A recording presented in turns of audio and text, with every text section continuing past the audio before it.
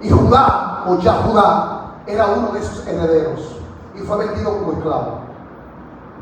A su nombre gloria. Cuando Yahudá, que venía, le dijeron: oye Yahudá, él había regresado, se había raspado la barba, se había cortado el cabello, lo que significaba que ya no lo conocían bien, porque usted ve a una gente bien barbuda, se raspa la barba, se quita el cabello y se pelo bajito y se puso un asunto aquí como se ponían los africanos, y el tipo volvió a Jerusalén, pero ellos no sabían que era él. Pero había dado orden Herodes: si Yahudá vuelve, mátenlo, no dejen que vuelva, no dejen que entre, no dejen que venga, porque era un príncipe, porque ellos eran unos usurpadores del trono. Era el que le tocaba ser rey verdaderamente a Yahudá. Y cuando Yahudá de afuera era el que patrocinaba a Barrabás y patrocinaba los movimientos para destronar a los romanos. Y cuando Yahudá regresa y le dice: oye Yahudá, él pensaba que su mamá había muerto, él pensaba que sus hermanas habían muerto, y Yahudá vivía con una ira, porque él decía: tenemos que derribar a los romanos, tenemos que sacarlos de nuestro pueblo. Y aquí que él tenía uno de los celotes que le dijo: mira, yo quiero que tú me averigües si es cierto que mi mamá fue asesinada, que mi hermana fue asesinada, que mi esposa fue asesinada. Yo quiero que tú me averigües. Y dice que uno de los celotes le dijo: muchacho, yo no sé qué pasó, pero tú oíste de un tal Cristo que se estaba mencionando. Dice: sí, yo he escuchado que ese hombre es un gran alboroto. Y me dijo: oye, yo mismo llevé a tu madre, a tu hermana, y la metí en el calabozo del Gólgota debajo. Estaban leprosas, tu mamá estaba agonizando, pero ahora volví otra vez, porque la roca del Gólgota se rompió. Y nos dijeron: ve a ver si hay alguien vivo, busca a ver si algún leproso de los que estaba abajo del Gólgota, después del terremoto, está vivo. Dice: yo no sé qué pasó, pero solamente los que estaban debajo de la roca, donde estaba Jesús crucificado, tu mamá está bien, tu hermana está bien, tu esposa está bien, estaban leprosas pero están limpias. Gloria a Jesús. Dice Yahudá: ¿y qué pasó con Barrabás? Dice: muchachos, ya no se habla de Barrabás, se habla de Jesús. Ya no se habla de movimiento, ahora se habla del cielo. ¿Cómo así? Sí, Simón el celote, que era secretario, renunció y ahora está como discípulo predicando a Jesús. ¿Cómo? Sí, óyeme, lo que hay que hacer ahora es seguir a ese tal Jesús. Y entonces él pregunta: pero si él murió, el tal Jesús, ok, entonces no es el Mesías. Y entonces el muchacho le dice, el celote le dice: siéntate, Yahudá, porque tengo que darte una noticia. Y dice: ¿qué pasó? El tipo lo crucificaron, tu mamá, todo el que estaba debajo del Gólgota, que estaba el leproso, está limpio, pero siéntate, que esta noticia yo no te la puedo dar de pie. Y Yahudá preguntó y dijo: ¿qué pasó ahora? Dice: muchacho, hay un juidero grande. ¿Y qué es lo que dicen ahora? Que el tipo lo mataron, pero ahora se está diciendo que el tipo no está en la tumba. ¿Qué es lo que tú dices? Sí, no está en la tumba, lo están buscando por todos lados. Y dice: pero cuidado si es el Mesías. Y dice: yo no sé si el Mesías tenía que morir. Yo lo que sé que el tipo sacó a tu mamá, a tus hermanos, y ya no está en la tumba. Ay, Dios mío. Y Yahudá dijo: pero cuidado si es el verdadero Mesías. Y él le dijo: nadie ha hecho lo que este hombre ha hecho, aún en medio de la muerte. Todo el que hace lo hace vivo, pero él muerto salvó a tu mamá. Gloria a Jesús. Yahudá, que era el príncipe, va donde el esclavo, el príncipe, y le dice: oye, el africano le dice: oye, ¿en cuánto me vende mi libertad?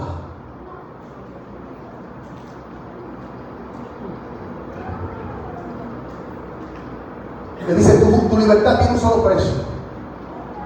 Anda y corre una última carrera en el Coliseo de los Romanos, y si sobrevive, ¿sabe cuál es el problema de la carrera? Usted sabe por qué Pablo dijo que todo corre, pero ciertamente no gana. Porque todos morían, nada más que quedaba vivo y que ganaba.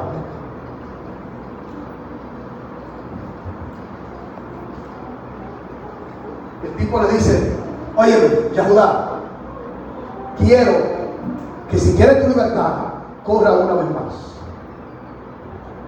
No hay escapatoria. Yo te compré Y yo tengo el título aquí que tú fuiste vendido por el rey. Así que tú me perteneces. Y él dijo, la única manera que te doy la libertad es si corres una vez más. Dice que Yahudá, no teniendo escapatoria, decidió correr. Cuando Yahudá va a correr, se encuentra con un judío. Escuchen, oiga quién es su competente. Ahí me acordé de los Estados Unidos. Que los Estados Unidos mandan a los latinos a pelear la guerra. Usted no sabe eso, pero yo se lo voy a contar más adelante. Escuchen, ¿saben qué hicieron los romanos? Un hermano de Yahudá que era príncipe no quiso ser esclavo. Dijo, no, yo mejor me uno a los romanos. Y el tipo fue tan bueno corriendo caballo que se convirtió en el mejor de los romanos. Pero ¿cómo se corría a caballo? Habían 6 caballos delante de tú y tú ibas detrás en un carro. 6 caballos de a 2. Así era la carrera de caballo. O sea, no se imagine como hoy que usted montaba arriba de un caballo. No, usted montaba una carroza detrás y 6 caballos que jalaban la carroza. Y en los lados tenía unas espadas y unas cosas para cortar la pata de los caballos de lo contrario y tumbar. Y entonces Yahudá dijo, pero cuando Yahudá ve a quién se va a enfrentar, ve que su propio hermano que renunció, que se fue atrás. Y Yahudá ahora dice, pero ¿cómo voy yo a matar a mi hermano? Pero ¿cómo voy yo a asesinar a mi hermano? Porque o muere él o muero yo. Y le está diciendo el celote, Yahudá, dejemos esto, vámonos de aquí. Óyeme, deja esto, mejor sigue como esclavo. Y Yahudá le dijo, y tú no me acabas de decir que en la cruz murió uno que libertó al pueblo. Tú no me acabas de decir que él dio su vida por todos nosotros. Entonces, ¿qué tú quieres que yo haga? ¿Que viva mi vida como esclavo? No, Señor. Si el Mesías es verdadero, yo voy a salir vivo de aquí. Y mi hermano también. Escucha, él no había visto el Mesías, pero dijo, si es verdad lo que pasó en la cruz, cuando él murió, yo quiero que yo salga vivo de esta carrera. Y mi hermano también. Eso es imposible.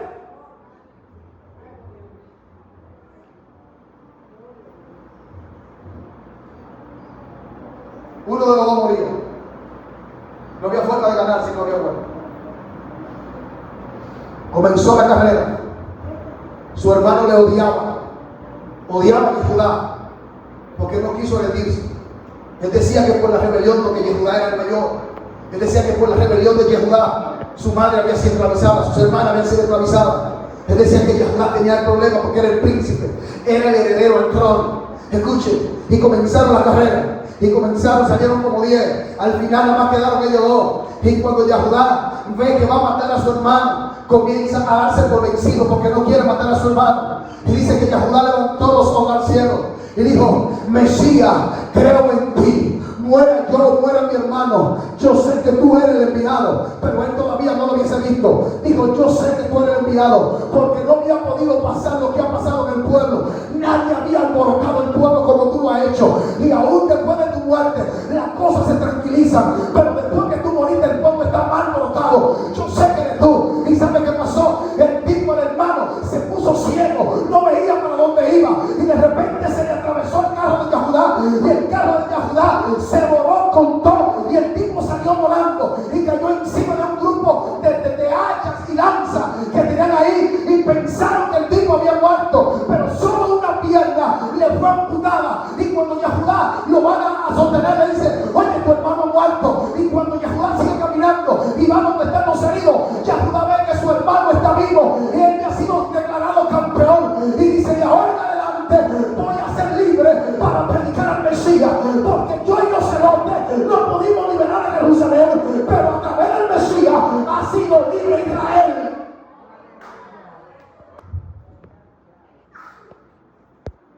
Su nombre, gloria. Son de las informaciones que no están en la Biblia de manera explícita, pero que te enseñan que lo que te pasó en la cruz es más de lo que la Biblia registra. Que lo que pasó en la cruz fue más allá de la historia simplemente bíblica que tú y yo conocemos. Entonces, cuando tú te vas al libro de Juan o al libro de los Hechos, tú te encuentras con lo siguiente. Dice Pedro en el 4:12, porque no hay otro nombre bajo el cielo dado a los hombres por el cual podamos ser salvos. Usted nota que ahí en esa historia Pedro está predicándole a un grupo de ¿qué? De judíos. judíos y gentiles. Pero hay una expresión que Pedro usa, hermanos. ¿Qué indica eso? De la fe. ¿Que está hablando con qué? De la con fe. judíos. No cristianos, judíos. Hermanos galileos. Le está hablando a la gente judía. Y a eso se le está diciendo él. Ustedes vieron a ese Jesús que ustedes mataron. A ese Jesús que ustedes crucificaron. Usted sabe con qué multitud Pedro está hablando en Hechos 4:12. Pedro está hablando con la misma multitud que dijo: suelten a Barrabás y crucifiquen a Jesús. Cuando Pedro le dice a ese Cristo que ustedes crucificaron y a ese Jesús que ustedes mataron, escucha lo que Pedro está diciendo en español. Pedro está diciendo: que soltaron a Barrabás y todavía seguimos esclavos de Roma.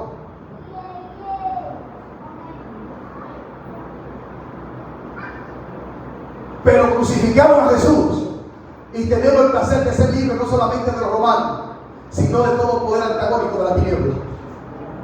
Aleluya. Y por eso, yo tengo una observación aquí. ¿Qué vemos en Jesús? ¿Qué vieron las personas en Jesús ante Pilato? Pilato vio un inocente. Los líderes de Israel vieron a alguien que odiaban. El pueblo estaba ciego y desorientado. Los soldados vieron apenas a un judío despreciable. Judas vio su propia culpa. Las mujeres vieron sus dolores. El centurión vio al Hijo de Dios. El ladrón en la cruz vio a su Salvador. Y yo pregunto, ¿y la iglesia?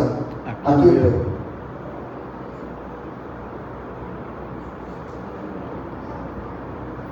¿A quién ve la iglesia? Salvador. El Salvador.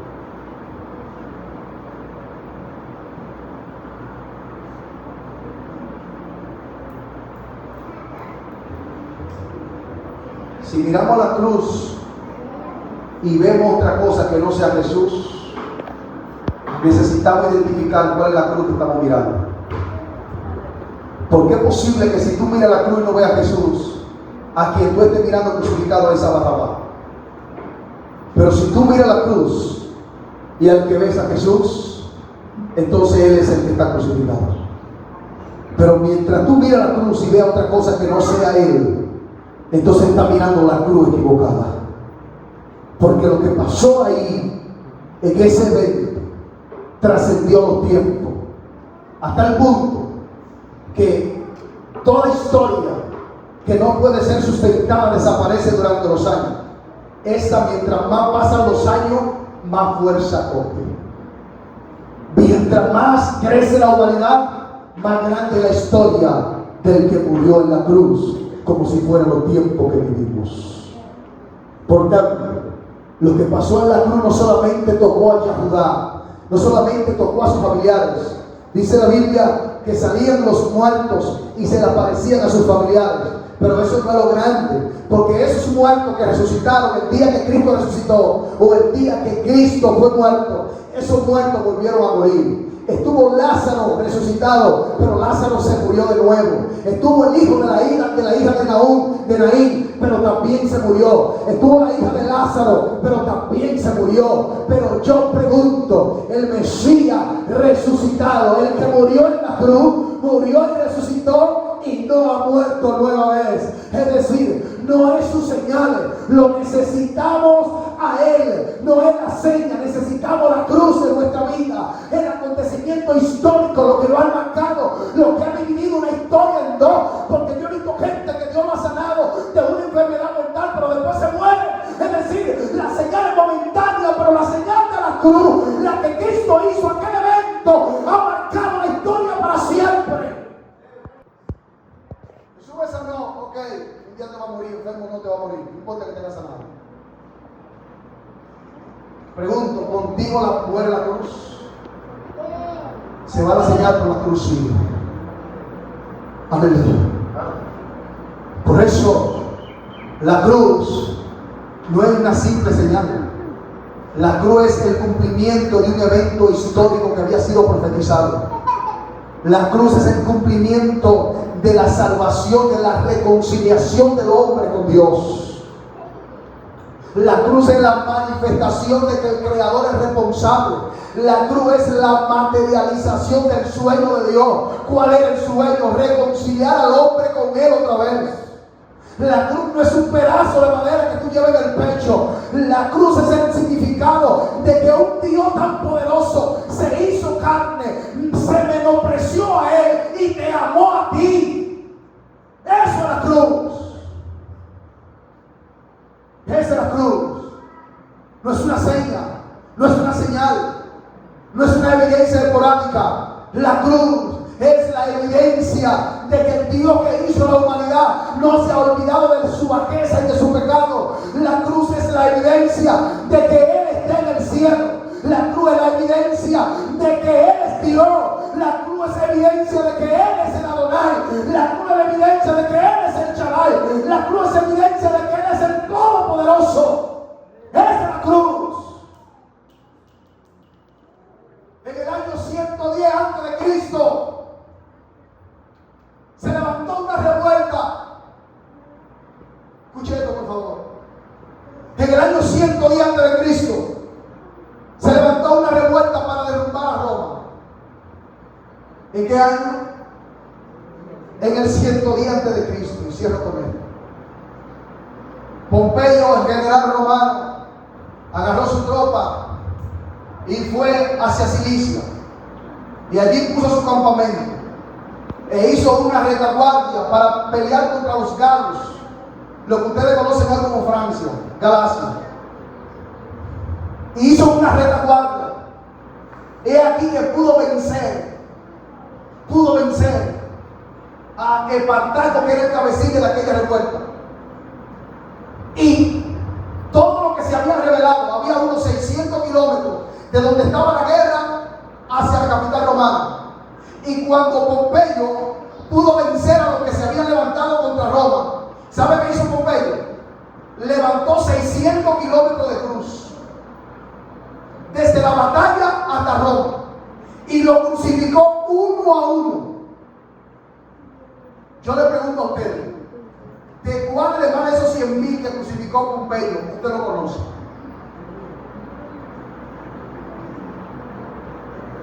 En el año 110 a.C., 600 kilómetros de personas crucificadas. Usted ni siquiera sabía eso. La gente ni siquiera sabe, no lo recuerda. Pero cuando se menciona la cruz, todo el mundo dice Jesús. Oh my. Hey. Nadie sabe su apellido. Nadie sabe el nombre de los 100,000 y pico que crucificaron. Pero el Gólgota cambió la historia. No era que no se crucificaban gente, no era la primera vez, pero la cruz tuvo que decir: siempre yo he sido usada para deshonra, pero hay una que me va a cambiar el nombre de la historia. Es decir, yo siempre hubiese cargado culpa, pero aquí no el madero hablando, yo siempre hubiese cargado culpa, ahora cargo libertad. No es la primera vez. 500, 600, 700 años antes de Cristo se crucificaban gente. Usted no se acuerda de ninguno de ellos, la historia no se acuerda de ellos. Pero cuando hablamos de Yeshua HaMashiach, tenemos que decir que se crucificó. Ahora, lo que debe decir esto: 200 años después de Cristo, se agarraron más de 20,000 cristianos y fueron crucificados en Roma. Ninguno de ellos se menciona, eran cristianos. Es decir, 110 años antes de Cristo, crucificaron más de 100,000 personas. 200 años después de Cristo, crucificaron más de 20,000. Pero la única cruz que se recuerda es la del Mesías. No puedo decir a eso, caramba. La única que se recuerda es la del Mesías.